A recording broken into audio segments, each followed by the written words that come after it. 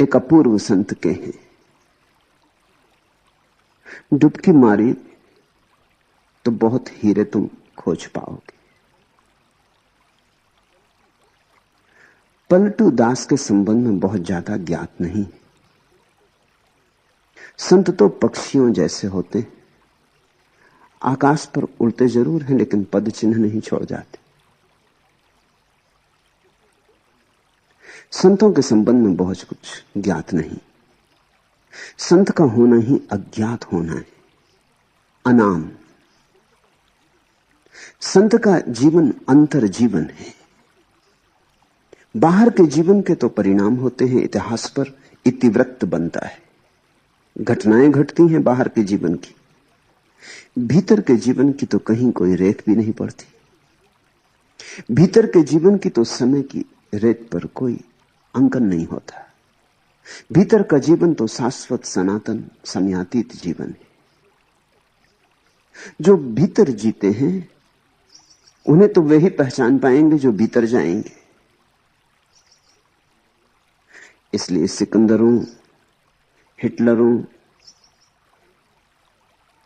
Genghis और नादिर शाह, इनका तो पूरा इतिवृत्त मिल जाएगा, इनका तो पूरा इतिहास मिल जाएगा। इनके भीतर का तो कोई जीवन होता नहीं।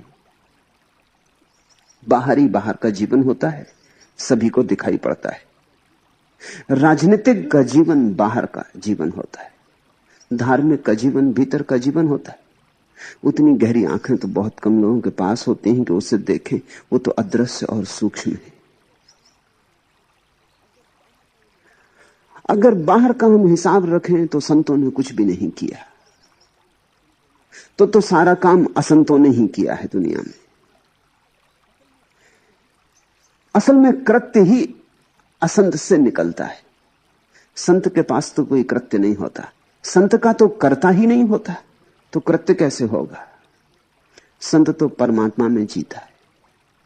संत तो अपने को मिटा के जीता है, आपा मेट कर जीता है। संत को पता ही नहीं होता कि उसने कुछ किया, कि उससे कुछ हुआ, कि उससे कुछ हो सकता है। संत होता ही नहीं। तो न तो संत के कृत्य की कोई छाया पड़ती और न संत के कर्ता का कोई भाव कहीं इस निशान छोड़ जाता। पलटू दास बिल्कुल ही अज्ञात संत थे। इनके संबंध में बड़ी थोड़ी सी बातें ज्ञात हैं, उंगलियों पर गिनी जा सके।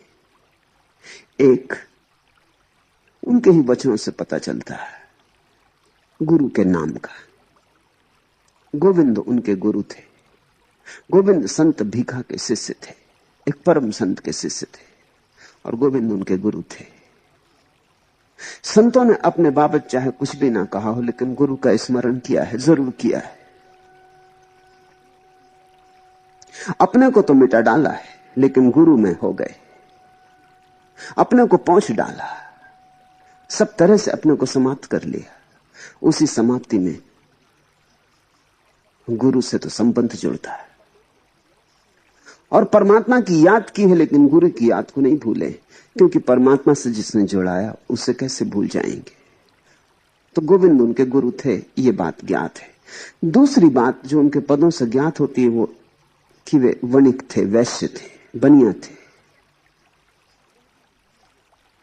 वह भी इसलिए ज्ञात होती है कि वैश्य की भाषा का उपयोग किया है। जैसे कबीर जुलाहे थे, तो कबीर के पदों में जुलाहे की भाषा का उपयोग है, स्वाभाविक। झिनी झिनी बीनी रे चदरिया। अब ये कोई दूसरा नहीं लिखेगा जिसने चदरिया कभी बीनी ही ना हो। ये दूसरा नहीं लिख सकता। गोरा कुम्हार लिखेगा तो वो मटके बनाने की बात लिखता है।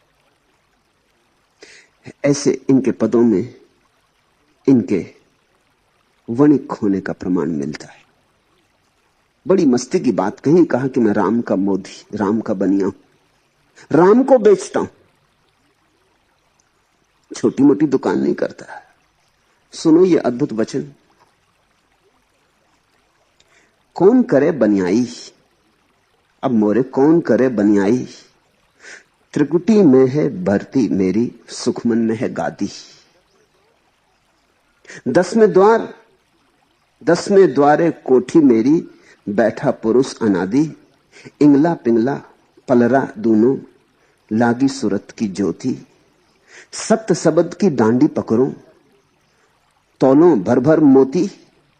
चांद सूरज दो करें रखवारी, लगी सत्य की ढेरी। तुरिया चढ़ के बेचन लागा, ऐसी साहिबी मेरी।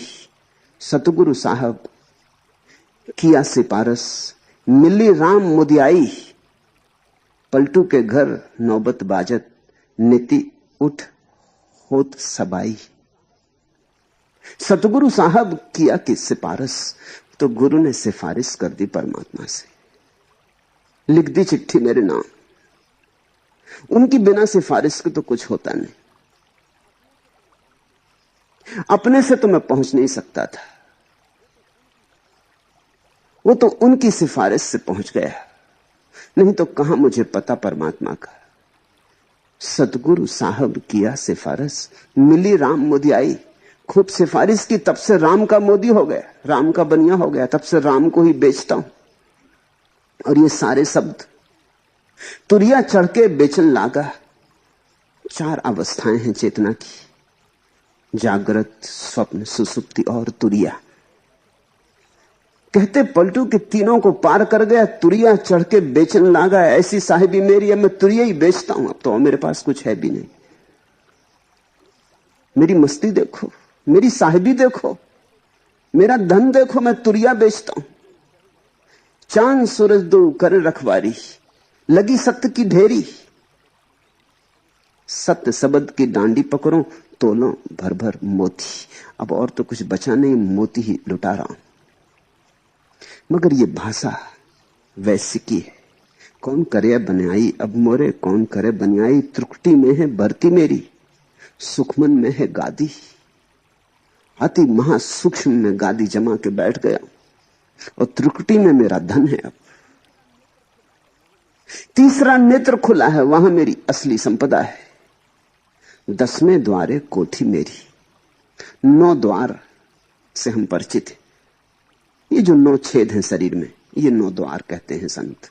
आंख, कान, नाक, ये जो 9 छेद हैं शरीर में, एक 10वां छेद भी है, उसमें सरक गए तो परमात्मा में पहुंच गए। वो दिखाई नहीं पड़ता, वो तुम्हारे अंतरतम में, वो परम क्षेत्र, उसको 10वां द्वार कहा है। 10वें द्वारे कोठी मेरी, बैठा पुरुष अनादि। इंगला पिंगला पलरा दूनो, लागी सूरत की ज्योति। इंगला पिंगला को कहते हैं 2 पलड़े हैं मेरे तराजू के। सत्य शब्द की डांडी पकड़ो, और उन दोनों के बीच में सत्य की डांडी है, सत्य का संतुलन है। ये जो भाषा है, ये वणिक की है। इस संबंध में एक बात ख्याल रख लेना, जो तुम्हें याद दिला देनी जरूरी है, कि तुम कहीं भी हो वहीं से परमात्मा का रास्ता है। अगर बनिए हो तो वहां से भी रास्ता है, तो राम के मोदी हो जाओ। कोई ऐसा नहीं है कि ब्राह्मण का ही ब्रह्म पर दावा है, कुछ ऐसा भी नहीं है कि क्षत्रियों का ही दावा है। ब्राह्मण भी सत्य को उपलब्ध हुए, क्षत्रिय भी, वणिक भी, शूद्र भी। प्रत्येक जीवन के ढंग की अपनी सुविधा है, अपनी असुविधा है।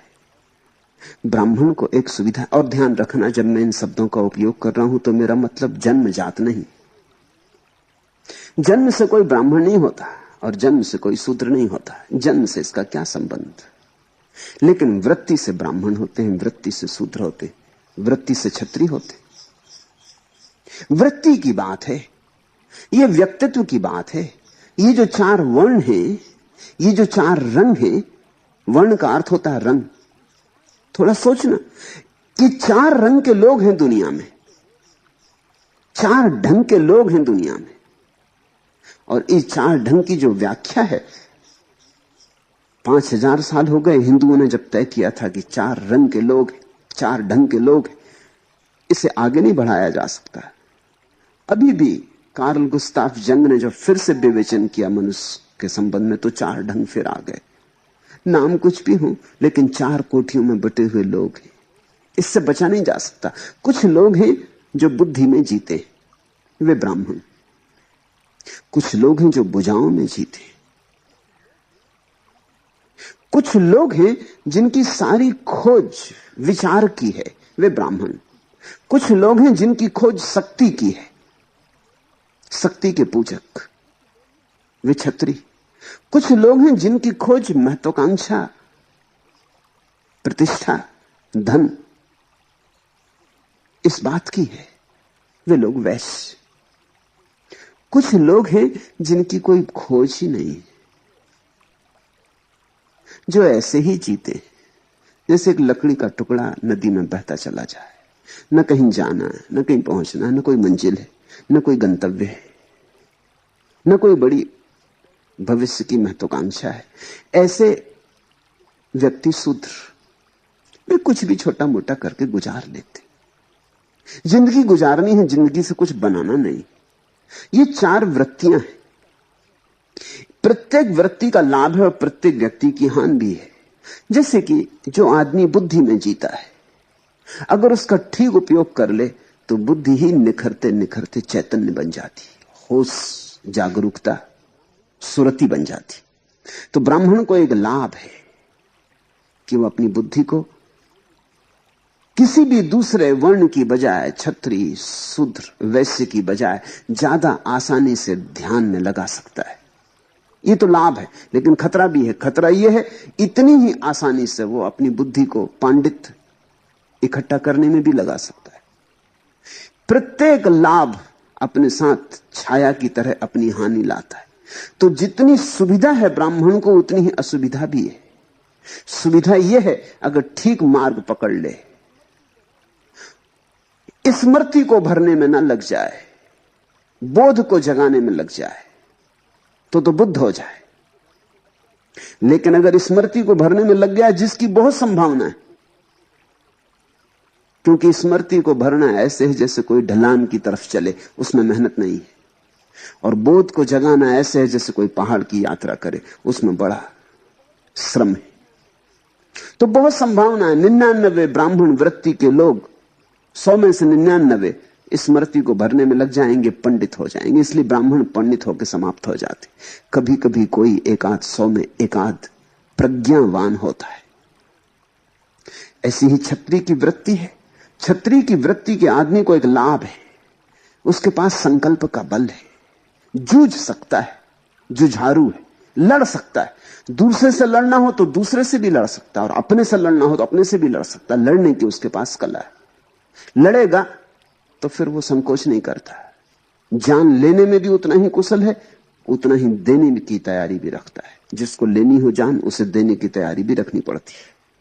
तो अगर क्षत्रिय को ठीक राह मिल जाए तो वो तीर्थंकर हो जाएगा। जैनों के 24 ही तीर्थंकर क्षत्रिय, हिंदुओं के सारे अवतार क्षत्रिय, बुद्ध क्षत्रिय, जुझारू लोग।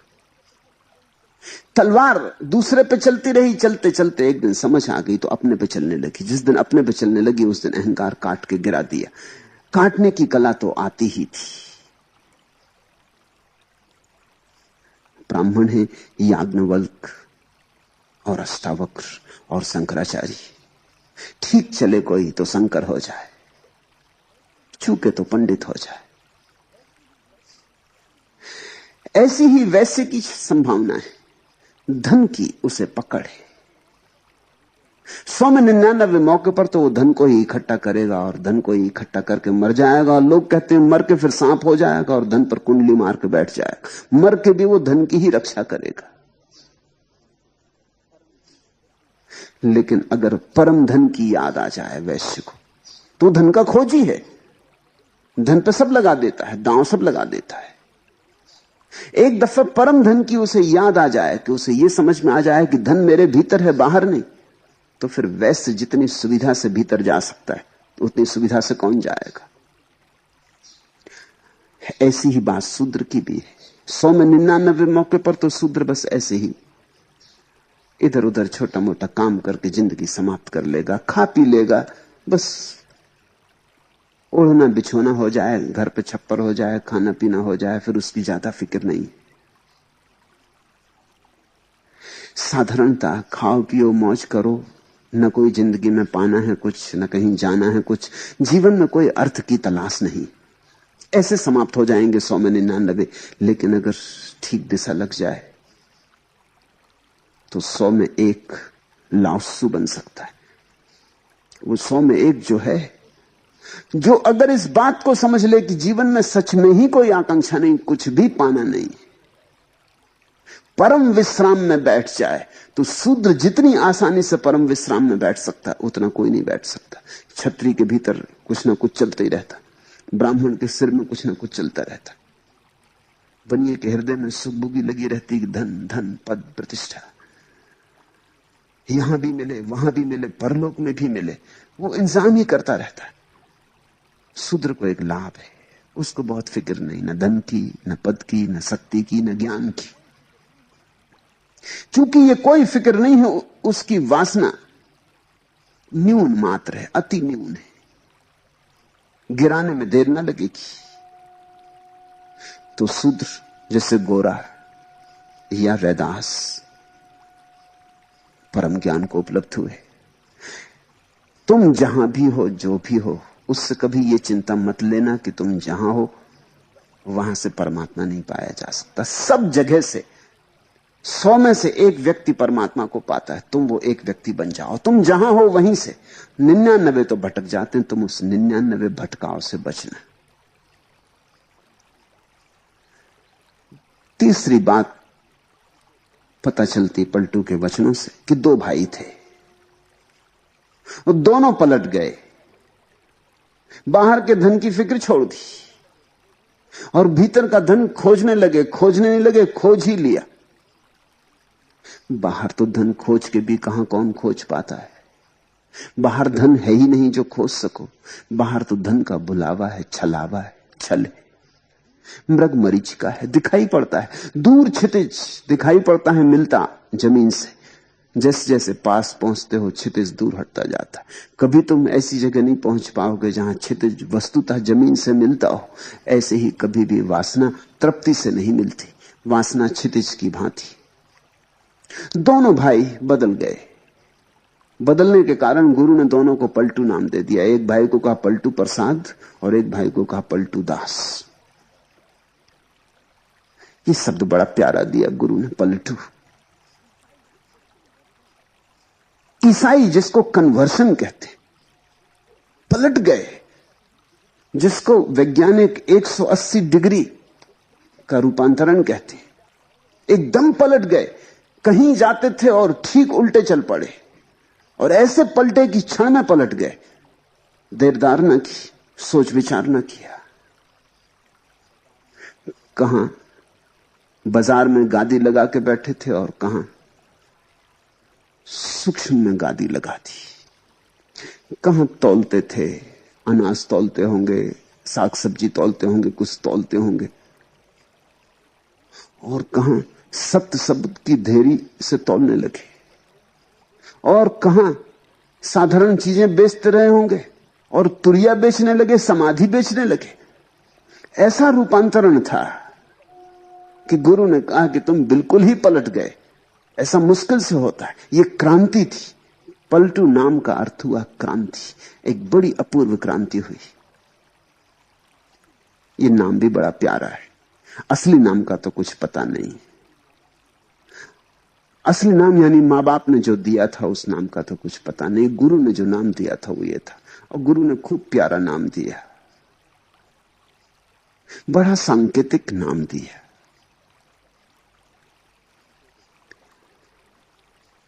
दो दो चार चार पैसे के लिए दुकान करते रहे होंगे, और जब पलट गए तो ऐसी क्रांति घटी।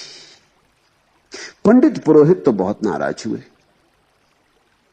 पंडित पुरोहित सदा ही नाराज रहे इस तरह पलट जाने वाले लोगों से, क्योंकि इस तरह पलट जाने वाले लोग उनके धंधे पर ही चोट करने लगते।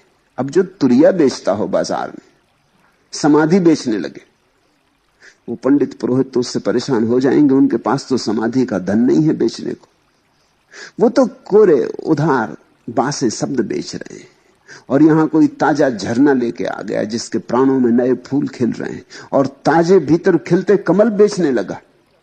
तो तुम्हारे बासे कमल और सदियों से सड़े कमल कौन खरीदेगा? तो मंदिर मस्जिद सदा नाराज हो जाते हैं संत पर। पंडित पुरोहित तो बहुत नाराज थे, लेकिन जिनके पास आंखें थी उनकी भीड़ आने लगी। दूर दूर प्रांतों से लोग आने लगे। कहा है पलटू ने, लैले भेंट अमीर नाम का तेज विराजा। लैले भेंट अमीर नाम का तेज विराजा, सबको रगरे नाक आई के परजा राजा। पलटू ने कहा, यह भी खूब हुआ। मैं साधारण दुकानदार, जरा राम के नाम से क्या जुड़ गया कि असाधारण हो गया। मैं 2 कौड़ी का आदमी, राम नाम से क्या भर गया कि बहुमूल्य रतन हो गया। लैले भेंट अमीर नाम का तेज विराजा, बड़े बड़े धनी कीमती बहुमूल्य भेंट लेके मेरे द्वार पर आने लगे। नाम का तेज विराजा। लेकिन पलटू ये नहीं कहते कि मेरी कोई खूबी है, उस प्रभु का तेज, उस प्रभु की चमक मुझ में आ गई। वो मेरी आंखों से झांक रहा है, उसकी ही खूबी। सब कोई रगरे नाक आई के प्रजा राजा। और प्रजा से भी लोग आने लगे और बड़े राजा और सम्राट भी आने लगे। बिन लश्कर बिन फौज मुल्क में फिरी दुहाई। ना कोई फौज फांटा है अपने पास, पलटू कहते, ना अपने पास कोई और उपाय है। बिन लश्कर बिन फौज मुल्क में फिरी दुहाई। लेकिन सारे देश में हवा गर्म हो गई, सारे देश में खबरें पहुंचने लगी। ये जो सुगंध पैदा हुई, इस सुगंध के धागे दूर दूर तक चले गए। और जब ये सुगंध पैदा होती तो ये सब दीवालों को पार करके निकल जाती, सब सीमाओं को पार करके निकल जाती। दूर दूर अज्ञात स्थानों से लोग चल के आने लगते। कोई अज्ञात शक्ति उन्हें बुलाने लगती, पुकारने लगती। जन महिमा सतनाम आपने सरस बढ़ाई। तो पलटू कहते हैं, खूब रही ये बात। जन महिमा सतनाम, देखो ये सतनाम की महिमा। पलटू जैसा गरीब बनिया राम का मोदी हो गया। सत्य नाम के लिए से पलटू भया गंभीर। हाथ जोड़ी आगे मिले लैले भेंट अमीर।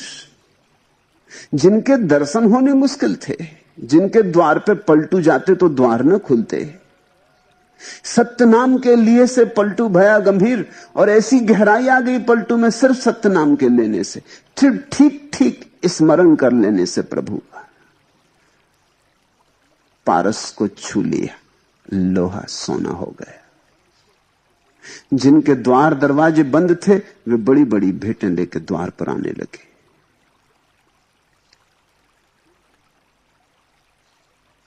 उनके भाई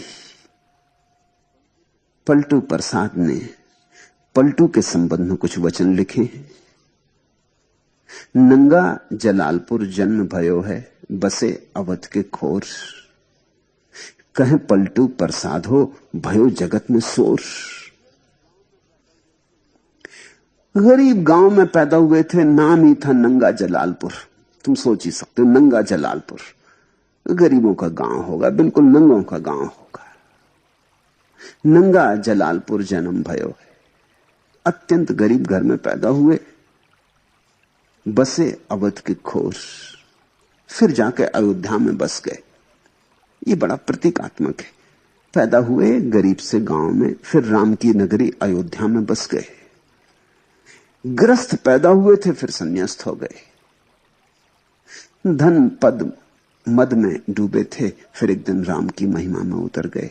नंगा जलाल पर जन्म भयो है, बहे बसे अवध के खोर। कहे पलटू प्रसाद हो, भयो जगत में शोर। 4 बरन को मैटी के भक्ति चलाई मूल। सब मिटा डाला, ब्राह्मण क्षत्रिय वैश्य शूद्र, चारों वर्ण मिटा दिए। भक्ति में सब मिट जाते। सन्यासी का कोई वर्ण नहीं होता। सन्यासी रंगों के पार हो जाता, डंगों के पार हो जाता। सन्यासी परमात्मा का हो जाता। परमात्मा का तो कोई वर्ण नहीं, इसलिए सन्यासी का भी कोई वर्ण नहीं होता। ग्रस्त के वर्ण होते हैं, क्योंकि ग्रस्त के ढंग होते हैं। ग्रस्त संसार में होता है, 4 बरन को मेट के भक्ति चलाई मूल, गुरु गोविंद के बाग में पलटू फोले फूल। वो जो गोविंद का बाग था, गुरु गोविंद के बाग में पलटू फोले फूल, और ये पलटू नाम का फूल गुरु के बगीचे में खिला। सहज जलालपुर मून मुड़ाया, अवध टूटी कर धनिया। सहज करें व्यापार, घटई में पलटू निर्गुण बनिया। सहज जलालपुर मून मुड़ाया। सहज शब्द पर ध्यान देना। संतों की सारी प्रक्रिया सहज, चेष्टा से नहीं, बोध से, समझ से। जिस दिन बात समझ में आ गई उस दिन सिर मुंडा लिया, सन्यासी हो गए।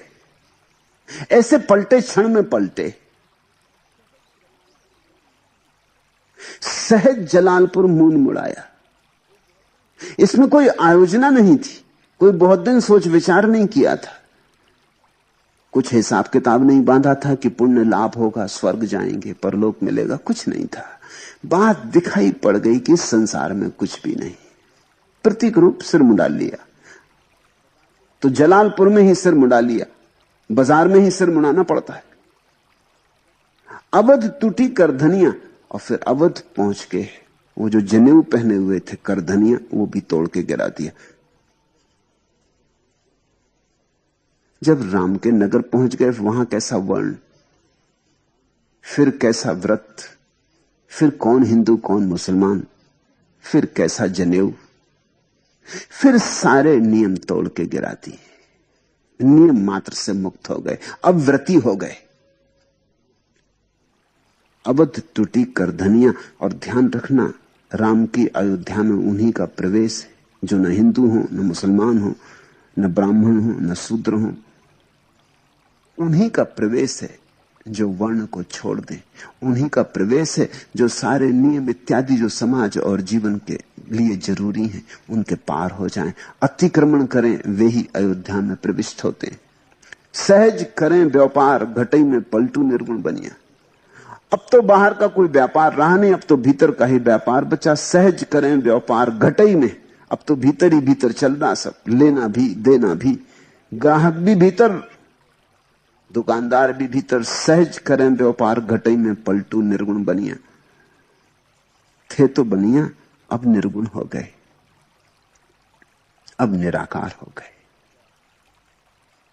बस इससे ज्यादा पलटू दास के संबंध में और कुछ ज्ञात नहीं। अंतिम बात, फिर हम उनके पदों में उतरे।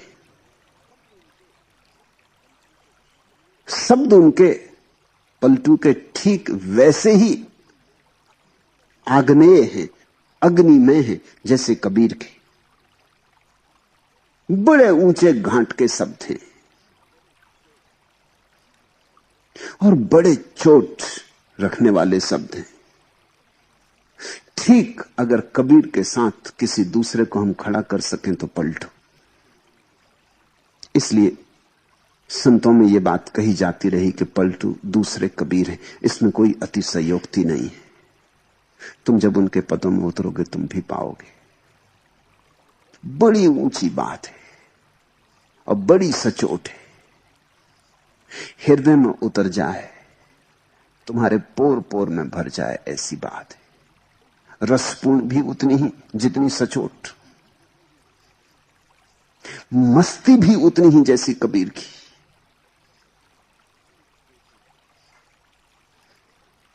एक एक शब्द से खूब शराब झरती है। डुबकी लेना।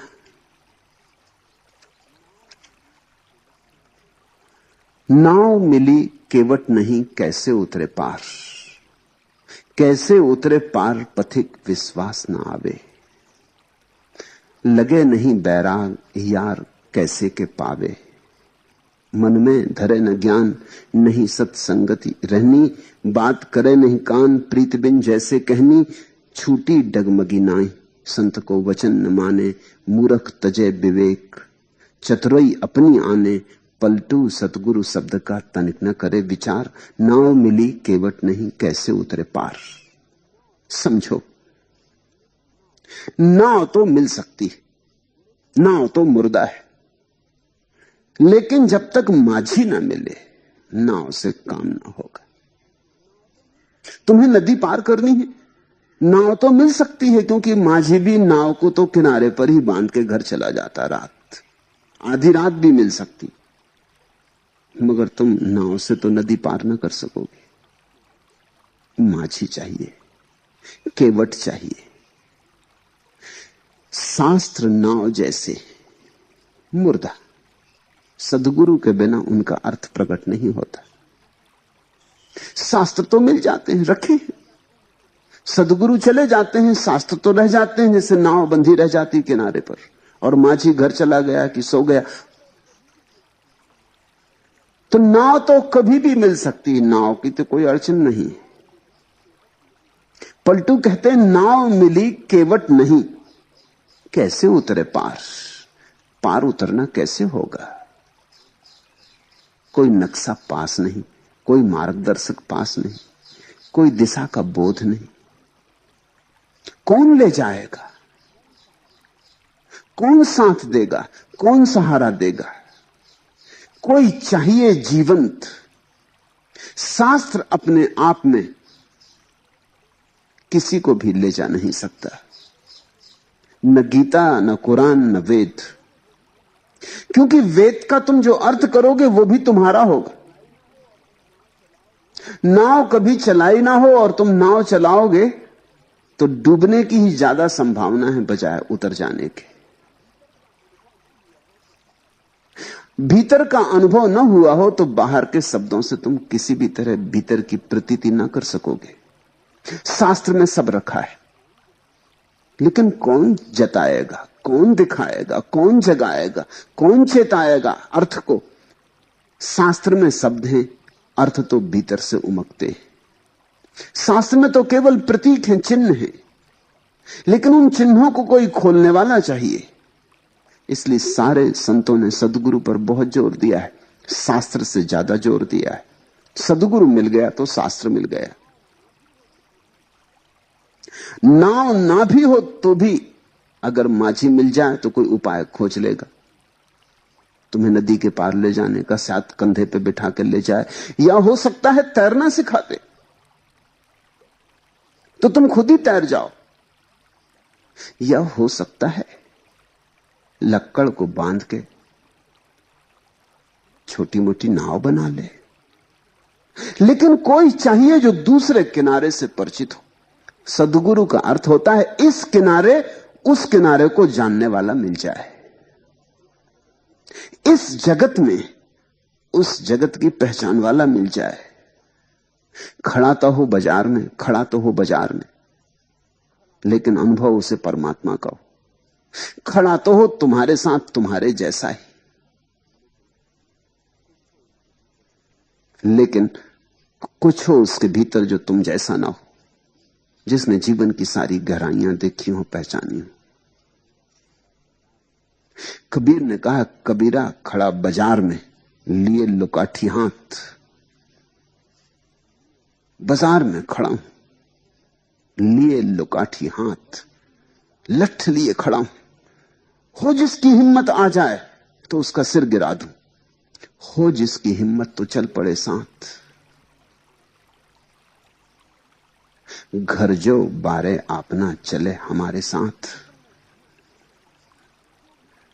जो तुमने घर समझ रखा है, जो भी तुमने घर समझ रखा है, जहां जहां तुमने मोह बना रखा है और जहां जहां तुमने अपने राग जोड़ रखे हैं और चाहत के सपने बसा रखे, उन सबको जलाने को जो तैयार हो वो हमारे साथ चले। कबीर कहते हैं, बाजार में आके खड़ा हो गया हूं, तैयारी पूरी है उस तरफ ले चलने की। जिनकी हिम्मत हो वो मेरे पीछे आ जाए। कोई चाहिए जो ठीक संसार में खड़ा हो, और संसार जिसके भीतर ना हो उसी को सदगुरु कहते। नाव मिली केवट नहीं, कैसे उतरे पार? कैसे उतरे पार पथिक विश्वास ना आवे। आस्था कैसे आए शास्त्र पर? कोई समझाने वाला नहीं। शास्त्र में कितना ही टटोलो, कागज और स्याही के अतिरिक्त कुछ मिलता नहीं। कोई हृदय की धड़कन नहीं, कैसे आवे विश्वास?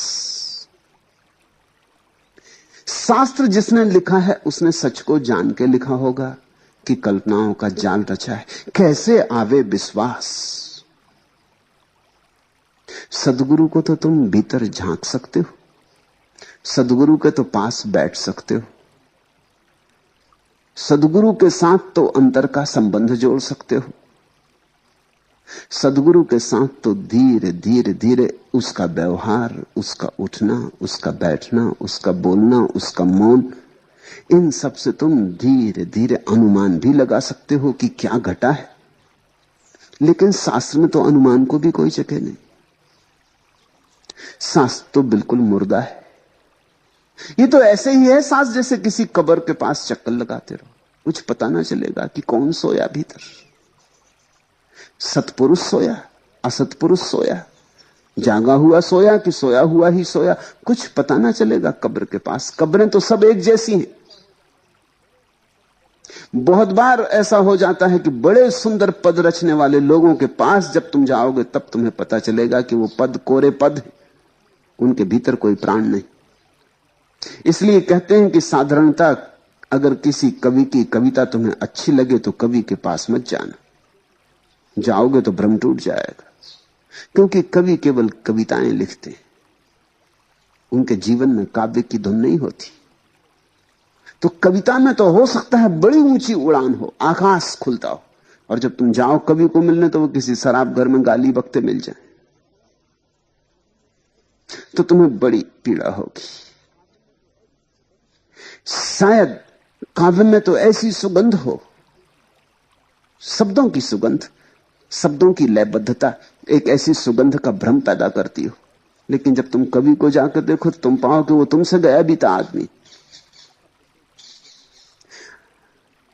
शब्द तो झूठे भी हो सकते हैं, धोखे के भी हो सकते हैं, शब्द तो केवल जाल हो सकते हैं, तर्क की व्यवस्था हो सकते हैं, शब्द में केवल भाषा का सौंदर्य हो सकता है। शब्द को कैसे परखोगे, कसौटी क्या होगी? ये तो ऐसे ही समझोगे कागज पर लिखा सोना, तुम्हारे पास माना कि सोने को कसने का पत्थर। क्या तुम सोचते हो जिस कागज पर लिखा सोना इसको तुम कस लोगे सोने के पत्थर पर? क्या कसोगे? कागज तो कागज है, सोना लिखा हो कि मिट्टी बराबर है, कोई निशान ना छूटेगा। सोने को कसने वाला पत्थर हाथ में रखे बैठे रहो तो भी कोई निशान नहीं छूटेगा। सोना चाहिए, सोना शब्द से नहीं होगा। सतगुरु का अर्थ होता है जहां उपाय है कस लेने का। इसलिए पलटू कहते कैसे उतरे पार, पथिक विश्वास ना आवे। ये नाव तो बंधी है, लेकिन ये ले जाएगी कि डुबाएगी? ये नाव तो बंधी है, कोई कभी इसे उस पार ले भी गया है या नहीं, या बना के इसी पार रखी गई? कोई इस नाव से कभी पार भी हुआ है? नाव तो जरूर बंधी है, लेकिन इस नाव को दूसरे पार का कोई अनुभव है? इसने कभी कोई यात्रा की है छल छिद्र से ना भरी हो? डुबाना दे, कहीं मझधार में धोखा ना दे जाए। कैसे उतरे पार, पथिक विश्वास ना आवे। विश्वास आ ही नहीं सकता शास्त्र पर, इसलिए दुनिया में इतने विश्वासी दिखते और फिर भी विश्वास नहीं। कोई हिंदू है, कोई मुसलमान है, कोई ईसाई है, कोई जैन, कोई बौद्ध, इतने लोग हैं और सभी कुछ ना कुछ विश्वास करते, लेकिन तुम विश्वासी आदमी मिलता कहीं? कोई आंखें दिखती जिनमें आस्था के दिए जल रहे हो? तुम्हें कहीं कोई हृदय की धड़कन सुनाई पड़ती जिसमें श्रद्धा का स्वर हो? सब तरफ अश्रद्धा है, सब तरफ अनास्था है, सब तरफ अविश्वास है, संदेह की दुर्गंध से भरी है पृथ्वी। और इतने विश्वासी लोग, जरूर कहीं कुछ भूल चूक हो रही। नाव पर विश्वास नहीं आ सकता। मोहम्मद मिल जाते तो मजा आ जाता, लेकिन कुरान मिली तुम्हें, तुम्हारा दुर्भाग्य। कृष्ण मिल जाते तो मस्ती छा जाती। वो कृष्ण की मौजूदगी भरोसा पैदा करवाती, मौजूदगी के अलावा और कोई उपाय नहीं। कृष्ण की मौजूदगी में तत्क्षण तुम भी उड़ना शुरू कर देते हो। कृष्ण जब पंख पसारते हैं तुम्हें भी अपने छिपे हुए पंखों की याद आ जाती।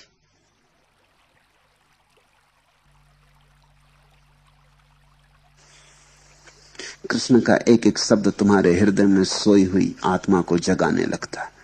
जागृत शब्द ही जगा सकता है। कृष्ण मिलते तो सौभाग्य, लेकिन तुम गीता लिए बैठे हो। तुम तोतों की तरह गीता कंठस्थ कर लोगे, दोहराते रहोगे, दोहराते दोहराते मर जाओगे। नाव बंधी रहेगी, तुम नाव की पूजा करते करते मर जाओगे। लेकिन पूजा करने से कोई उस पार नहीं जाता, नाव में यात्रा करनी होती। लोग शास्त्रों की पूजा कर रहे हैं, बड़ा निर्वचन होता शास्त्रों का, व्याख्या होती शास्त्रों की, लेकिन जो उस पार ना गया हो उसके निर्वचन का भी कोई मूल्य नहीं, उसकी व्याख्या का भी कोई मूल्य नहीं। पंडित सहयोगी नहीं हो सकता, केवल ज्ञानी ही सहयोगी हो सकता है। और बिना विश्वास के तो कुछ भी नहीं होता। ये तो यात्रा ही निसंदिग्ध मन से हो तो ही होती। संदेह तो ऐसा ही जैसे नाव में छेद हो, छेद दिखाई पड़ रहा है नाव में, तुम कैसे बैठोगे? नाव में पानी भरा जा रहा है, बंधी बंधाई नाव में पानी भरा जा रहा है, तुम कैसे बैठोगे? आस्था तो होनी चाहिए साफ कि नाव डूबेगी नहीं। जब तुम नाविक को नाव में देखते हो, उसकी मजबूत कलाइयों को देखते हो, उसके हाथ में पतवार देखते हो, उसके हाथ में पतवार के गट्ठे देखते हो, उसके चेहरे पर हजार हजार सूरज की धूप निकली, नाव इस पार से उस पार होती रही। जब तुम्हें ये सारी बात दिखाई पड़ जाती कि कोई मल्लाह मौजूद है, कोई नाविक मौजूद है, कोई केवट मौजूद है, आस्था पैदा होती। तब फिर नाव में अगर छेद हो तो भी फिक्र नहीं, ये मल्लाह उसकी भी चिंता कर लेगा। फिर तुम्हें दूसरे किनारे का भरोसा दिलाने के लिए झूठी बातों की जरूरत नहीं।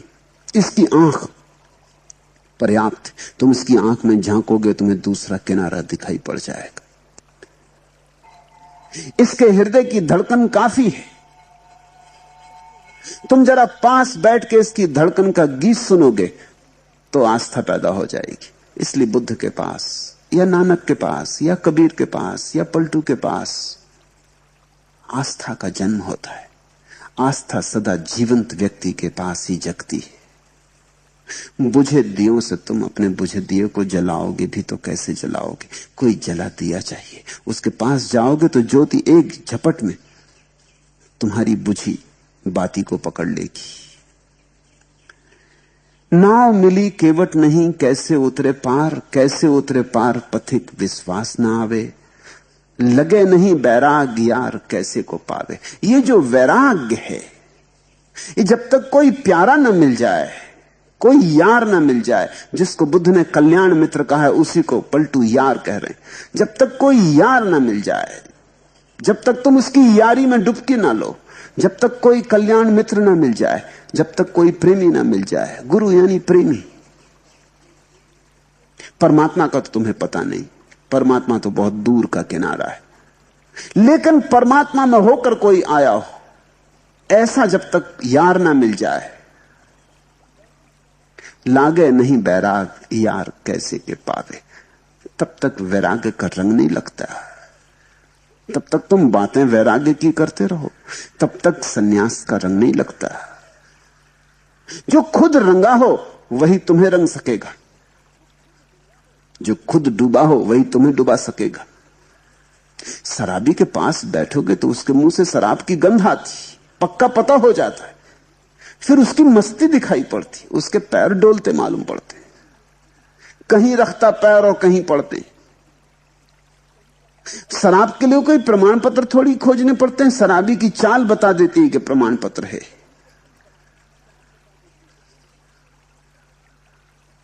शराबी का रंग ढंग बता देता है। और जब यार मिल जाता है और यारी जम जाती, यही तो शिष्य और गुरु का मिलन है, यारी का जम जाना।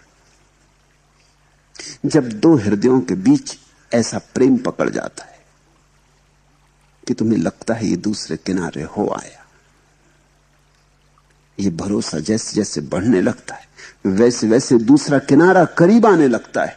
लागे नहीं बैराग यार कैसे के पावे। तो नाव तो पड़ी है लेकिन इसमें यार तो बैठा नहीं है, शास्त्र तो रखा है लेकिन शास्ता मौजूद नहीं है। मन में धरे न ज्ञान, नहीं सत्संगति रहनी। इसलिए कहते हैं कि तुम जब तक सत्संगति न खोजोगे तब तक कितना ही पढ़ो, कितना ही लिखो, कितनी ही स्मृति को प्रांजल करो, भरो, कुछ सार न होगा। मन में धरे न ज्ञान, नहीं सत्संगति रहनी। लोग ऐसे हैं कि मन में धारण नहीं करते, बस केवल स्मृति में भरते। इस फर्क को समझो। मेरी बात तुमने सुनी, तुम उस बात के साथ दो काम कर सकते हो। मेरी बात सुनी, तत्क्षण उसे स्मृति में रख दिया, फाइल किया, कहा कि कभी जरूरत होगी तो काम में ले आएंगे, किसी को समझाना होगा तो समझा देंगे, कोई पूछेगा अर्थ तो बता देंगे। तुमने अपने काम में नहीं लाए, तुमने रख दी, किसी और के काम आ जाएगी। अधिकतर तुम्हारा ज्ञान ऐसा ही है। एक दूसरी बात है, एक दूसरा ढंग है, वास्तविक ढंग, कि तुमने बात को समझा और पी गए, पचा गए। वो तुम्हारे मांस मज्जा में समा गई। तुमने स्मृति ना बनाई, तुमने उसका जीवन बना लिया। मन में धरे न ज्ञान। अधिक लोग ऐसे हैं कि मन में ज्ञान को इस तरह पचाते नहीं, बस पंडित रह जाते हैं। पंडित अपच। पंडित का अर्थ होता है जिसने खाया तो लेकिन पचाया नहीं, जिसने भोजन तो कर लिया लेकिन मांस मज्जा ना बनी। इससे बीमारी पैदा होगी,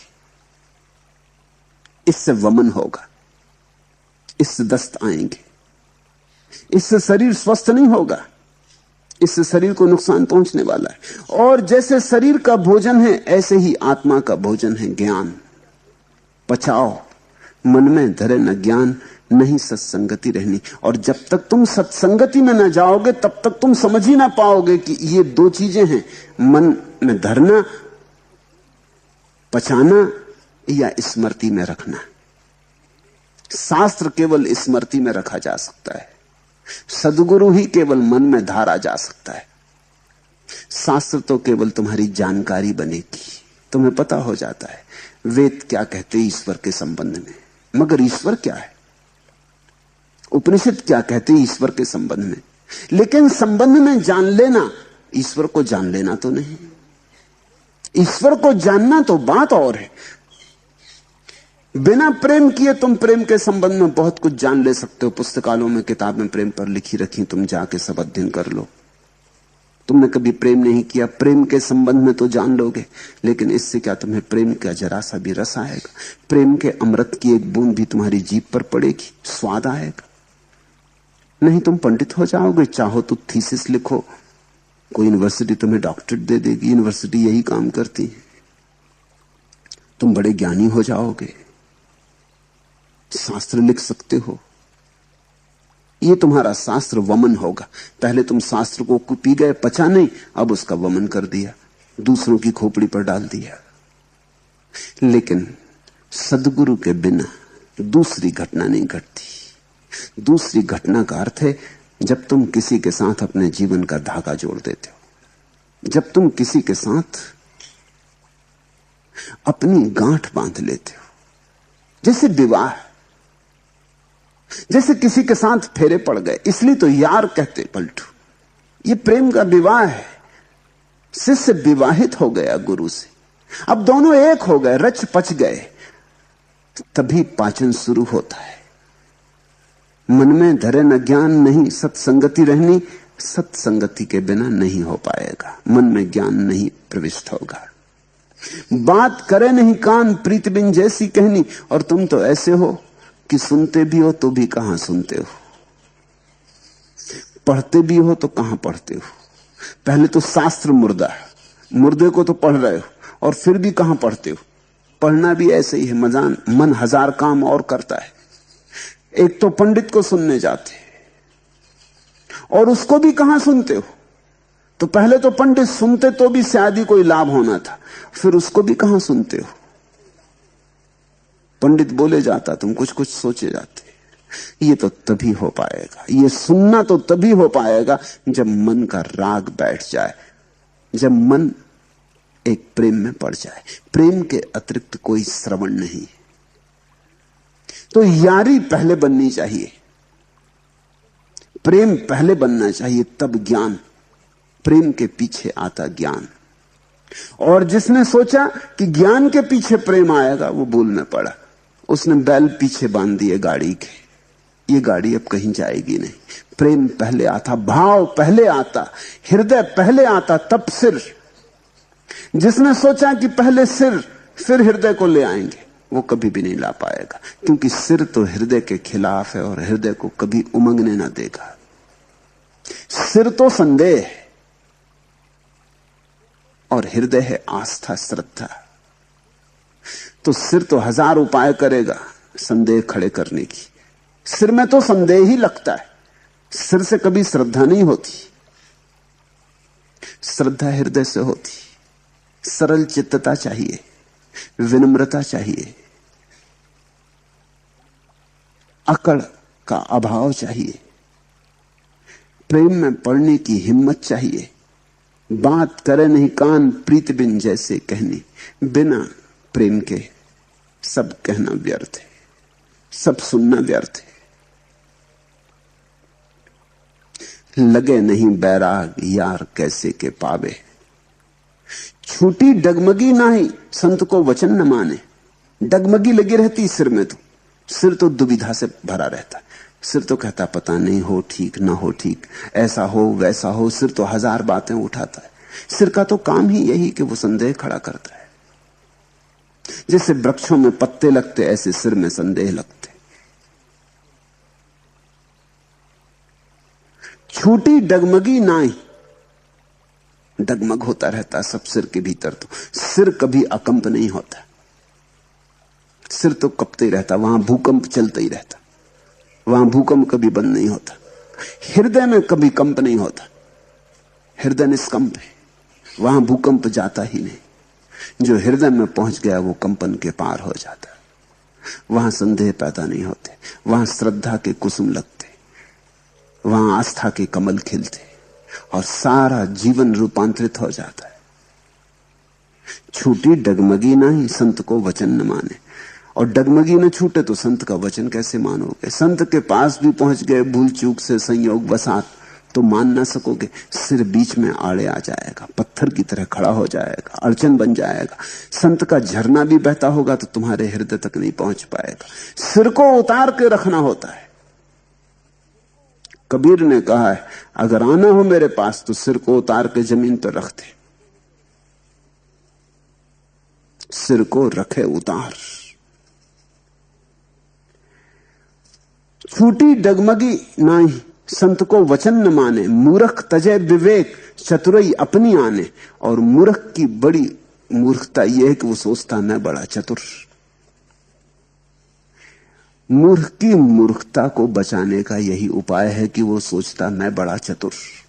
वो कहता है ऐसे हम किसी की बातों में आने वाले, कि ऐसे हम किसी पर श्रद्धा लाने वाले, कि ऐसे हम सम्मोहित होने वाले नहीं। हम तो सोच विचार करेंगे, हम तो सब तरह का हिसाब किताब लगाएंगे, ऐसे प्रेम में पड़ जाएं। हम ऐसे ना समझ नहीं, हम बड़े चतुर हैं। पलटू कहते हैं मूर्ख तजय विवेक चतुराई अपनी आने। और इसी अपनी चतुराई में विवेक का अवसर खो देता है। और विवेक और चतुराई में बड़ा फर्क है। चतुराई सिर्फ मूढ़ता है, विवेक तुम्हारी आत्मा का जागरण है। लेकिन जागे हुए से जुड़ो तो जागोगे, और ये चतुराई तुम्हें जागे हुए से जुड़ने नहीं देती। बुझा हुआ दिया चतुराई से भरा है, डगमग हो रहा है कि जाऊं पास न जाऊं, पता नहीं ठीक हो कि गलत हो, ऐसा हो वैसा हो। ज्योति भी दिखाई पड़ती तो भी साहस नहीं जुटा पाता। पास न जाएगा तो चूक जाएगा, साहस चाहिए। तो अक्सर ऐसा हो जाता है कि कभी कभी साहसी लोग सत्य की संगति में उतर जाते और कमजोर और तथाकथित समझदार लोग दूर ही खड़े रह जाते। वो अपनी समझदारी में ही मर जाते। समझदारी से सावधान, क्योंकि समझदारी तुम्हारी मूढ़ता को छिपाने का उपाय। एक बात सदा सोचना, एक बात सदा याद रखना, अगर तुम चतुर हो तो तुम्हारी जिंदगी में सबूत होना चाहिए। कहां है आनंद, कहां है रस? क्या पाया? कौन सी ज्योति है तुम्हारे भीतर? कौन सी सुगंध उठी? कौन सा संगीत बना? कौन सा नृत्य हुआ? उत्सव कहां है? चांदनी कहां है? अंधेरा ही अंधेरा भरा, फिर भी तुम अपने को चतुर कहे चले जाते। और सब तरह की वासनाओं के सांप बिच्छू भीतर सरक रहे, फिर भी तुम अपने को चतुर कहे जाते। थोड़ा तो सोचो, थोड़ा तो विचारो। अगर चतुर ही होते तो तुम्हारी जिंदगी में परमात्मा का वास होता, तुम्हारी जिंदगी में आनंद होता, तुम्हारी जिंदगी में एक पुलक होती। तुम्हारी जिंदगी में ये उदासी क्यों है? तुम्हारी जिंदगी में ये इतना ज्यादा रुग्ण भाव क्यों है? तुम हो कहां? धक्के खाते रहते भीड़ में, यहां से वहां, इस जन्म से उस जन्म में, इस यात्रा से उस यात्रा में। पहुंचे कहां हो? मंजिल कहां है? पास भी आती नहीं मालूम होती और कहते हो चतुर हूं। अगर चतुर हो तो जीवन में प्रमाण चाहिए, और अगर जीवन में प्रमाण ना हो तो कृपा करके इस चतुराई को उतार कर रख दो। ये चतुराई नहीं है, ये वस्तुतः विवेक से बचने का उपाय है। ये मूढ़ता की तरकीब है। ये तुम्हारा अज्ञान तुम्हें चतुराई की का धोखा देके अपने को बचा रहा है। मूर्ख तजे विवेक चतुराई अपनी आने, पलटू सतगुरु शब्द का तनिक न करे विचार। वो अपनी अपनी मारता रहता, अपनी अपनी लगाता रहता। पलटू सतगुरु शब्द का तनिक न करे विचार, नाव मिली केवट नहीं कैसे उतरे पार। और जब तक तुम सदगुरु के वचन का विचार ना करोगे, जब तुम अपनी अकड़ हटाकर, अपने उपद्रव को शांत करके, अपने को दूर करके, अपने को बीच से हटा के कहोगे कि अब मैं सीधा विचार करना चाहता हूं, मेरी जिंदगी तो बेकार गई, तो एक बात सच है कि मेरे पास कोई विवेक नहीं, मैं तो भटका ही भटका, घाव ही घाव इकट्ठे किए, ये मेरी जिंदगी रही, अब बहुत भटक चुका। अब मैं कहता हूं कि अब अपनी समझ से क्या चलना, अपनी समझ से चल के खूब देख लिया कहां पहुंचा। मनोवैज्ञानिक कहते हैं, मनस्विद कहना चाहिए, पूरब के मनस्विद कहते हैं कि छोटा बच्चा अगर अपनी चतुराई की बात हांके, क्षमा योग्य, क्योंकि उसे अभी जीवन का कोई अनुभव नहीं। लेकिन उम्र पाके भी अगर तुम अपनी चतुराई की हांको तो तुम बड़े अज्ञानी, तुम क्षमा भी नहीं किए जा सकते। उम्र पाके तो दिखाई पड़ जाना चाहिए कि मेरी चतुराई का परिणाम क्या है, और वह परिणाम दिखाई पड़ जाए तो एक घटना घटती, तुम्हें अपनी बुद्धि पे संदेह आ जाता है। बस तुम्हारे जीवन में परमात्मा के आगमन का पहला कदम पड़ा, अपनी बुद्धि पर संदेह। जब अपनी बुद्धि पर संदेह आता है तो सद्गुरु पर आस्था आती। जब तक तुम सोचते हो अपने से ही तर जाएंगे, तब तक तुम क्यों किसी का हाथ पकड़ोगे, तब तक तुम यारी में ना पड़ोगे। नाव मिली केवट नहीं कैसे उतरे पार। फिर तुम्हारी चतुराई तुम्हें ज्यादा से ज्यादा शास्त्र तक ले जा सकती, नाव तक पहुंचा सकती, लेकिन केवट तो यारी से मिलता। तुम्हारी चतुराई तुम्हें किताब तक ले जा सकती। तो लोग किताब बड़े मजे से पढ़ते हैं, ऐसे बहुत लोग हैं, लाखों लोग हैं जो मेरी किताबें पढ़ते, यहां नहीं आते। मुझे पत्र भी लिखते हैं कि हम आपकी किताबें पढ़ते हैं और बड़ा आनंद आता है, लेकिन आने में संकोच है, आने में डर है कि आने की अभी हिम्मत नहीं, आना चाहते हैं मगर अभी हिम्मत नहीं। क्या डर होगा आने में? यारी बनाने में डर है। प्रेम खतरनाक बात है, प्रेम बन जाएगा तो तुम्हारी जिंदगी फिर वैसी ही न रह जाएगी। किताब के साथ कोई खतरा नहीं, किताब तुम पढ़ लेते हो और ताक पर रख देते हो। किताब तुम्हारी हो गई, मेरी क्या है? तुमने खरीद ली, तुम्हारी हो गई। तुम जहां चाहो वहां लकीरें लगाओगे, जहां चाहो काट दोगे, जहां चाहो लाल निशान लगा दोगे, तुम जो चाहो अर्थ कर लोगे। किताब तुम्हारी हो गई, मेरा उसमें क्या रहा? मेरा तो मेरे पास आओगे तो ही पता चलेगा। साहिब वही फकीर है जो कोई पहुंचा हो, जो दूसरा पार हो आया है वही फकीर है। अब फकीर का अर्थ समझो। लोग समझते हैं फकीर का अर्थ है जिसने संसार छोड़ दिया। ये नहीं है फकीर का अर्थ। जो पहुंचा हो। संसार छोड़ देने से क्या होता है? ऐसे तो बहुत फकीर हैं जिनके पास कुछ नहीं था, वो भी छोड़ छाड़ कर फकीर हो गए। कुछ था ही नहीं, छोड़ने की कोई झंझट भी नहीं थी, और फकीर होने का मजा ले रहे हैं। 100 में 99 तुम्हारे फकीर और साधु और सन्यासी और महात्मा नकारात्मक फकीर हैं। संसार छोड़ दिया, लेकिन परमात्मा पाया या नहीं? संसार छोड़ना थोड़ी पर्याप्त परिभाषा है। शायद संसार छोड़ना इतना ही हो सकता है जैसे एक आदमी बगीचा लगाना चाहे, जमीन साफ करे, कांस उखाड़ के फेंक दे, घास पात को काट दे, जला दे, जड़ें घास पात की निकाल के जमीन को शुद्ध कर ले, पानी छिड़क दे और बैठ जाए और कहे कि बगीचा तैयार हो गया। ये कोई बगीचा हुआ? ठीक है, जमीन तैयार हो गई, मगर अब बगीचा तो तैयार होना है। जमीन तैयार हो गई, अच्छा हुआ, मगर इसको ही बगीचा मत मान लो। नहीं तो इस खाली जमीन में गुलाब के फूल न खिलेंगे। इस खाली जमीन में देर अबेर फिर संसार का कांस उगाएगा। एक मजे की बात ख्याल रखना, गुलाब का फूल अपने आप नहीं उगता, घास पात अपने आप उगता है। घास पात को लाना नहीं पड़ता कि तुम जाओ बीज बाजार से खरीद के लाओ तब उगेगा। तुम बैठे भर रहो जमीन साफ करके, वो अपने से उग जाएगा। जमीन साफ कर ली तो और ढंग से उगेगा, क्योंकि पत्थर इत्यादि सब अलग हो गए, अब बड़े मजे से उगेगा। तुम जल्दी ही पाओगे जमीन हरी हो गई। गुलाब अपने से नहीं उगेगा, गुलाब को तो लगाना पड़ता है।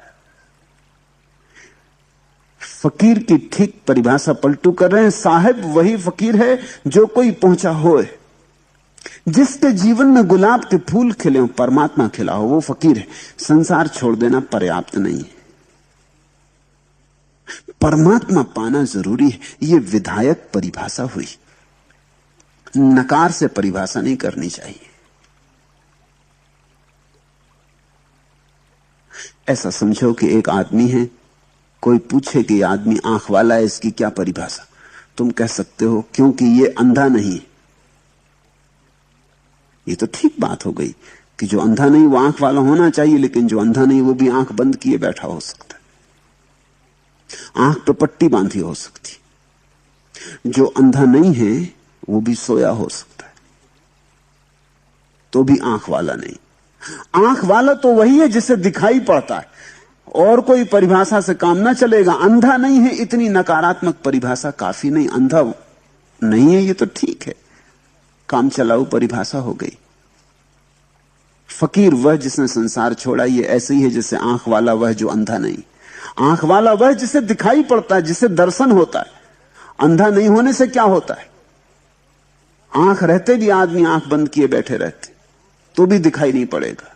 संसार छोड़ दिया ये तो ठीक है, लेकिन परमात्मा दिखाई पड़ा या नहीं, असली बात तो वहां तय हो गई। साहिब वही फकीर है जो कोई पहुंचा होए, जो कोई पहुंचा हो नूर का छत्र विराजे, जिसके चारों तरफ परमात्मा की रोशनी हो,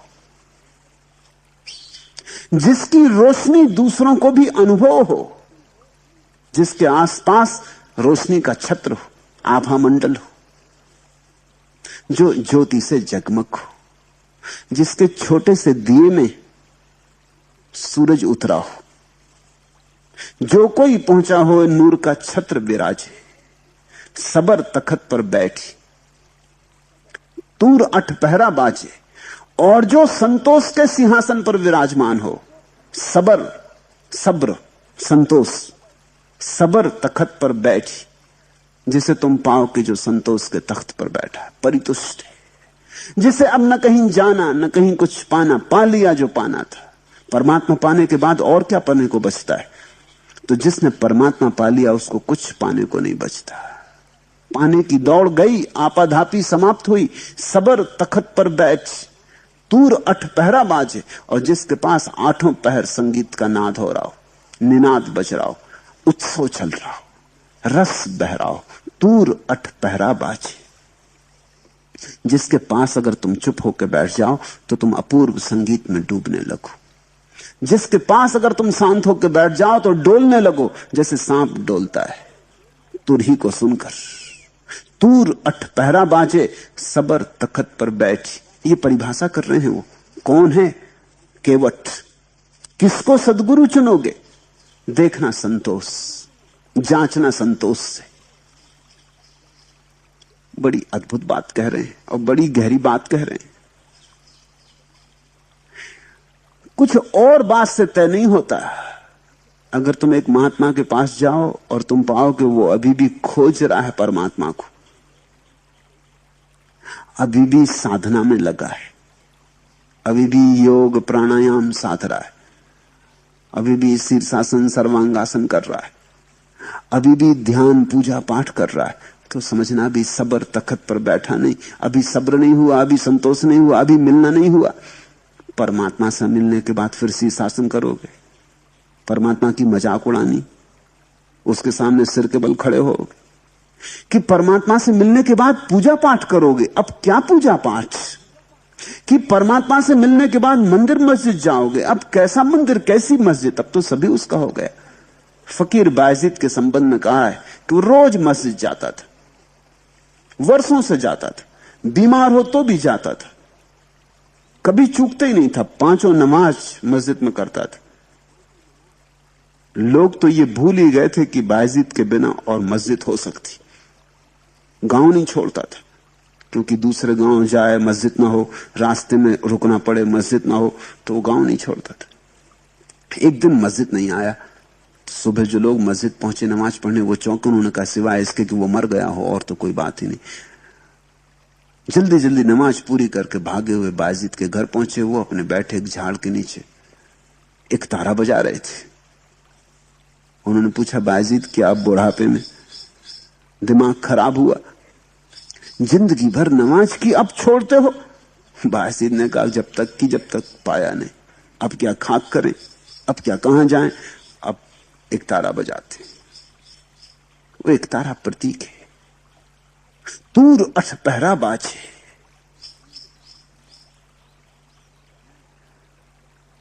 ध्यान अगर अभी भी करते हो तो फिर अभी पहुंचे नहीं। जो पहुंच गया वो ध्यान हो गया। अब कैसे ध्यान करे? जो पहुंच गया वो पूजा हो गया, उसका जीवन अर्चना हो गई। इसलिए कबीर कहते हैं, उठूं बैठूं सो परिक्रमा। अब मैं कैसे मंदिर की परिक्रमा करने जाऊं? अब तो उठना बैठना वही परिक्रमा है, क्योंकि जब भी उठता उसी के पास उठता हूं, जब भी चलता उसी के पास चलता हूं। खाऊं पीऊं सो सेवा। अब कैसे मंदिर में जाके भोग लगाऊं भगवान को? मैं खाता हूं उसी में सेवा हो जाती, क्योंकि वही खा रहा। सुनते हो? खाऊं पीऊं सो सेवा, सबर तखत पर बैठ, तूर अठ पहरा बाजे, तंबू है आसमान, जमी का फरस बिछाया। अब कहां छोटे मोटे मंदिर मस्जिद की जरूरत रही। तंबू है आसमान, जमी का फरस बिछाया, छिमा किया छिड़काव। जैसे कि कोई तैयारी करता है, मेहमान को आता है, कोई मेहमान आ रहा है, कोई बड़ा मेहमान आ रहा है, तो तुम छिड़काव करते जल का, बगीचे में जमीन पर धूल बैठ जाए, तंबू तानते। पलटू कहते हैं, अब आकाश का तंबू ही एकमात्र तंबू है, पूरी जमीन अपना फर्ज। और अब पानी से क्या सींचना, अब तो क्षमा से सींचते हैं। क्षमा प्रेम की एक अभिव्यक्ति। अब तो प्रेम से सींचते हैं, अब तो क्षमा से सींचते हैं। क्षमा किया छिड़काव, खुशी का मुस्क लगाया। और अब कौन सा इत्र लगाएं, अब कौन सा मस्क लगाएं, अब कौन सी सुगंध? खुशी का मुस्क लगाया।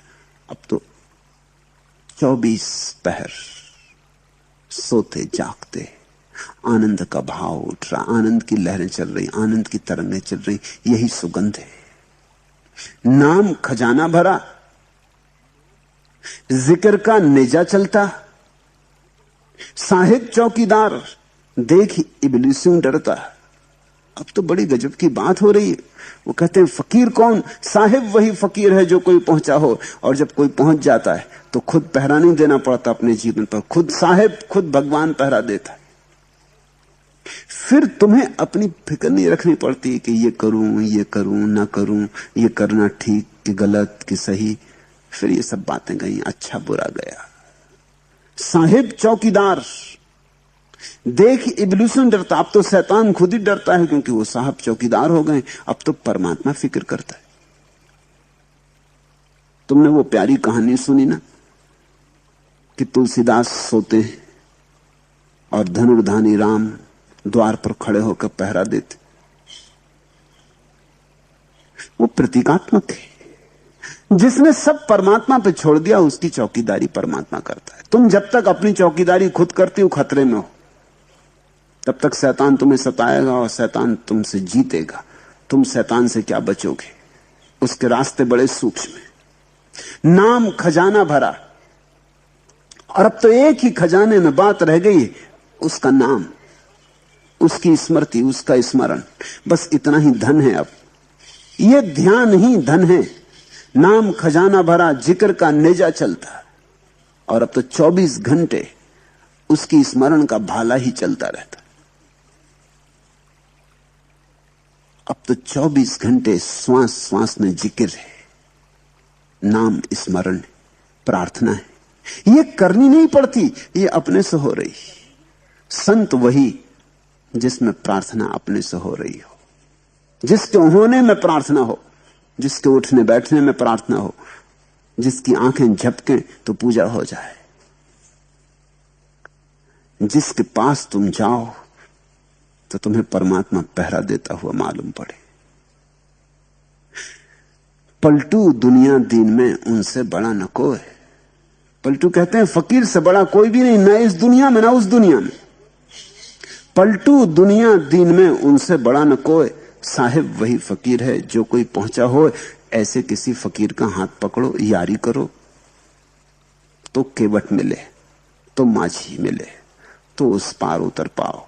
अपने से न पहुंच पाओगे। अपने से पहुंचने की धुन में इसी किनारे अटके रह गए हो जन्मों जन्मों से। अब हूं चेत गंवार, अब चेतो। लहना है सतनाम का, जो चाहो सो ले। और लाभ तो एक ही है दुनिया में, धन तो एक ही है दुनिया में। लहना है सतनाम का, जो चाहे सो ले। प्रभु के स्मरण के अतिरिक्त और कोई धन नहीं और कोई लाभ नहीं।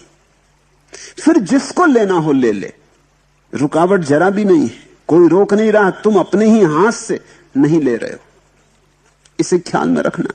जीसस ने कहा है, knock and the door shall be opened unto you, ask and it shall be given। मांगो और मिलेगा, खटखटाओ और द्वार खुल जाएंगे। राबिया ने तो कहा है, द्वार बंद ही नहीं है, खटखटाओ भी मत, आंख खोलो, द्वार खुले हैं। सूफी फकीर हसन रोज कहा करता था, प्रभु द्वार खोल, प्रभु द्वार खोल। बहुत देर हो गई, द्वार खोल, मैं तड़फ रहा हूं, रोता छाती पीटता। एक दफा वो राबिया के घर ठहरा। वो वही जो करता था रोज सुबह से उसने किया, प्रार्थना की, फिर रोने लगा, छाती पीटने लगा, भाव बेहल कि हे प्रभु द्वार खोल। राबिया ने 1 दिन सुना, 2 दिन सुना, 3 दिन सुना। तीसरे दिन वायु उसने कहा कि बंद करिए बकवास, द्वार खोले, आंख खोल। और कहते हैं हसन जागा। जिंदगी भर से वो यही मचाए हुए था कि प्रभु द्वार खोल। राबिया की ये चोट की नासमझ क्या बकवास लगा रखी, आंख खोल, द्वार तो खुले ही है। कहते हैं पलटू, लहना है सतनाम का, जो चाहे सो ले। जिसने चाहा उसे मिला, किसी क्षण मिला, जिस क्षण चाहा। एक क्षण की भी देर नहीं होती, मगर तुम चाहते ही नहीं। तुम कुछ कूड़ा कचरा चाहते हो। कोई धन के लिए दौड़ रहा, कोई पद के लिए दौड़ रहा, परमात्मा के लिए कौन दौड़ता है? कभी कभी तुम परमात्मा की याद भी करते हो तो पद के लिए। चुनाव में खड़े हो गए तो जाके हनुमान जी को समझाते हो कि महाराज जरा ख्याल रखना, नारियल चढ़ाऊंगा। जब चुनाव में खड़े हो गए तो हनुमान चालीसा पढ़ने लगते हो, मस्जिद मंदिर पूजा पाठ करने लगते हो, साधु संतों के पास जाने लगते हो। मेरे पास लोग आ जाते, वो कहते हैं कि महाराज चुनाव में खड़े, आशीर्वाद चाहिए। मुझे क्यों झंझट में डालते हो? तुम पाप करो, मुझको भी फंसाओगे। जिस दिन चुनाव छोड़ना हो उस दिन आ जाना, मैं आशीर्वाद दे दूंगा। मैं करिए चुनाव के लिए तो आशीर्वाद मत लो, क्योंकि फिर तुम जो करोगे उसका भी जुम्मा मेरा हो जाएगा। मेरा कोई हाथ नहीं इसमें। बड़े हैरान होते, क्योंकि और साधु संतों के पास जाते हैं, वो तो जल्दी से आशीर्वाद देने को तैयार। आशीर्वाद देने में लगता ही क्या है किसी को? मिलने वाले को मिल गई आशा और देने वाले का कुछ जाता नहीं। तुम कभी परमात्मा की याद भी करते हो तो गलत कारणों से करते हो। उसकी याद तो बस उसी के लिए की जानी चाहिए, कोई और हेतु नहीं होना चाहिए। लेना है सतनाम का जो चाहे सो ले, जो चाहे सो ले, जाएगी लुट और आई। और बहुत देर मत करो, कहीं ऐसा ना हो कि दूसरे लूट लें, सब लूट ही जाए और तुम ऐसे ही बैठे रह जाओ। जो चाहे सो ले, जाएगी लुट और आई। तुम का लुटी हो यार गांव जब दहिया लाई। और क्या तुम बैठे बैठे तब की राह देख रहे जब सब पूरा गांव लूट लेगा? तब तुमने कोई ऐसी जिद बांध रखी कि जब सब लब लूट चुकेंगे तब आखिरी में हम। तुम का लुटी हो यार गांव जब दहिया लाई, ताके कहा गमार, मोट भर बांध से ताबी। इसलिए पलटू कहते हैं कि गमार, इसलिए तुझको गमार कहना पड़ रहा कि तू काहे के लिए रुका है? पूरा गांव लूट लेगा तब तू लूटेगा। ताके कहा गमार, इसलिए मजबूरी तुझे गमार कहना पड़ रहा है कि देर मत कर, जल्दी से खोल अपनी गठरी और बांध ले, और जितना बांध सके बांध ले।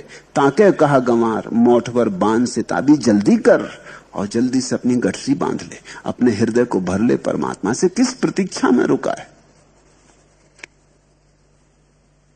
लूट में देरी करे ताही की होए खराबी। जो देर करेगा वो व्यर्थ ही दुख पाता है, क्योंकि जब तक तुमने नहीं लूटा परमात्मा को तब तक तुम दुख में रहोगे, नरक में रहोगे। लोग सोचते हैं नरक कहीं और है। तुम जहां हो ये नरक है। जब तक परमात्मा नहीं लूटा तब तक तुम नरक में हो। ये भी खूब मजेदार तरकीब है, पंडितों ने खोजी कि नरक कहीं दूर जमीन के पाताल में, तुम कभी जाओगे नरक में। ये भी खूब मजेदार तरकीब है, इससे तुम निश्चिंत हो गए। तुम कहते हो हम थोड़ी नरक में। नरक में तुम हो। मैंने सुना है एक आदमी मरा,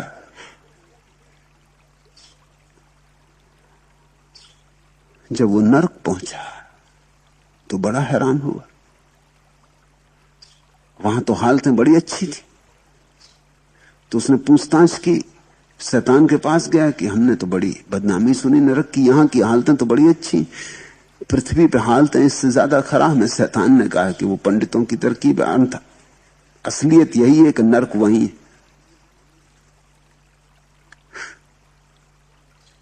तुम जरा देखो तो अपने चारों तरफ, अपने भीतर, अपने बाहर, और क्या नरक होगा? और क्या बुरा हो सकता है? इससे ज्यादा और क्या पीड़ा हो सकती है जिसमें तुम गुजर रहे हो? जब तक परमात्मा नहीं तब तक नरक। इसलिए कहते हैं पलटू, लूट में देरी करे ताही की होई खराबी। ताके कहा गमार, मोट भर बांध सिताबी, जल्दी कर बांध ले अपनी गठरी। बहुरी न ऐसा दांव, नहीं फिर मानुस होना। क्योंकि हजारों हजारों जन्मों के बाद आदमी मनुष्य होता, 84 कोटियों के बाद आदमी मनुष्य होता, 84 करोड़ योनियों के बाद एक बार आदमी उस वर्तुल में आता है, उस जगह आता है जहां मनुष्य होता है। जिससे चाक घूमता है ना, जब पूरा चाक घूम जाता तब फिर आरा ऊपर आता है, फिर गया नीचे, तो फिर पूरा चाक घूमेगा तब ऊपर आएगा। पूरब के मनीषियों ने संसार को गाड़ी के चाक की तरह देखा है। वो जो भारत के ध्वज पर चाक का निशान है, वो जिन्होंने चुन के रखा उनको शायद अंदाज भी ना हो कि वो किस लिए चाक का निशान है। वो बौद्ध चक्र है, वो अशोक ने अपने पत्थरों पर खुदवाया था। प्रतीक है वो संसार का कि यहां सब चीज घूम जाती, पूरा घूमना पड़ता, फिर एक दफा चूके ऊपर आके तो फिर पूरा चक्कर है, फिर पूरा चाक जब होगा तब फिर दोबारा लौटोगे, न मालूम कब दोबारा आदमी होगे। बहुरी न ऐसा दांव, फिर दोबारा दांव मिले न मिले, अवसर आए न आए या कब आए, बहुर न ऐसा दांव नहीं फिर मानुस होना। क्या ताके तू ठाड़, हाथ से जाता सोना, और तू खड़ा खड़ा क्या कर रहा है, क्या ताक रहा है, दिखाई गिर क्यों बना है, तमाशबीन क्यों बना है, लूट ले अजहू चेत गमार। बहुरी न ऐसा दांव नहीं फिर मानुस होना, क्या ताके तू ठाड़, हाथ से जाता सोना, पलटू मैं उरन भया। मोर दोस्त जिंदे, लहना है सतनाम का, जो साहे सो ले। पलटू कहते हैं, और ख्याल रखना, मुझे जो कहना था मैंने कह दिया, मैं उऋण हुआ, मुझे मिल गया। इतना और ऋण बचा था, जिस व्यक्ति को भी मिलता है उस पे इतना ऋण बचता है कि वो दूसरों को भी कहते हैं। पलटू कहते हैं, मैंने अपनी गठरी भर ली, खूब दिल भर के भर ली, कुछ कमी नहीं छोड़ी, संतोष के तखत पे विराजमान हो गया हूं, तूर अठपहरा बाजे। इतना ऋण और बचा था कि तुमसे कह दूं कि कैसे मैंने लूटा, कैसे मैंने पाया, और कैसे पाके मैं धन्यभागी हुआ। पलटू मैं उरिन भया, अब मेरी झंझट मिटी, मुझसे मत कहना पीछे, मैंने ऋण चुका दिया। मोर दोस्त जिंदे, इसलिए मुझे कोई भूल के भी दोष ना दे पीछे, फिर मुझसे मत कहना कि पलटू तुम्हें मिल गया और हमको खबर ना दी। हम तुम्हारे पास ही थे, हमें बता तो देते कि खजाना इतने करीब है। तुमने खोद भी लिया, गठरी भी भर ली, बैठ भी गए सिंहासन पर, आनंद में मगन भी हो गए, और हम भटकते ही रहे और अंधेरे में टटोलते ही रहे। हमें खबर तो दे देते, पुकार तो दे देते, जरा हमें चेता तो देते, फिर मुझसे मत कहना, मुझे दोष मत देना। पलटू बड़ी प्यारी बात कह रहे हैं। पलटू मैं उरन भया, मोर दोस्त जिंदे, लहना है सतनाम का, जो चाहे सो ले ना। अब मैंने सब दरवाजा खोल दिया, सीधी सीधी बात कह दी कि ये पड़ा है सतनाम का लहना, ये प्रभु स्मरण का धन है, जिसको लेना हो ले ले। फिर पीछे मुझसे मत कहना कि हमको खूब भटकाया, बता देते तो ना भटकते। पलटू के इन वचनों पर ध्यान करो, तुम्हारा जीवन नरक है। खड़े खड़े क्या देख रहे हो, कब तक देखते रहोगे? पत्थर की मूरत हो गए हो। थोड़े हिलो चलो, थोड़ो उठो, थोड़े जीवन को गति दो। प्रभु सामने खड़ा है, प्रभु चारों तरफ विराजमान है, इसकी स्मृति को जगाओ, इस आह्लाद को अपने भीतर उतरने दो। ये किरण तुम्हारे भीतर जाना चाहती है, ये किरण तुम्हारे अंधेरे को तोड़ना चाहती है, ये सूरज तुम्हारे भीतर प्रभात बनना चाहता है। आंख खोलो।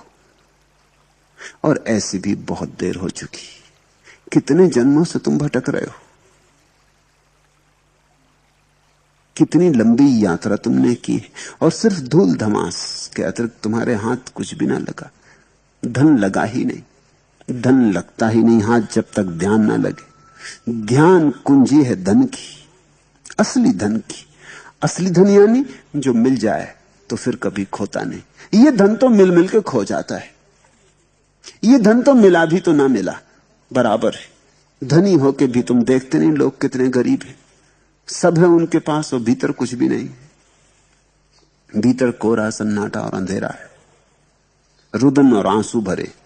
बाहर तिजोरी भरती चली गई है और भीतर आत्मा होती चली गई। जितनी तिजोरी भर ली है उतनी ही आत्मा बेच डाली।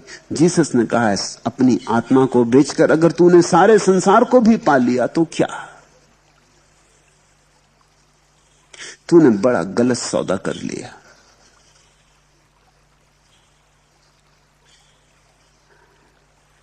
जागो, थोड़ा होश संभालो, थोड़े से कदम ठीक और मंजिल दूर नहीं, थोड़ा होश अडिग और मंजिल दूर नहीं। थोड़ी श्रद्धा की स्फुरना और मंजिल दूर नहीं। और नाव की पूजा में मत लगे रहना, मांझी को खोजो।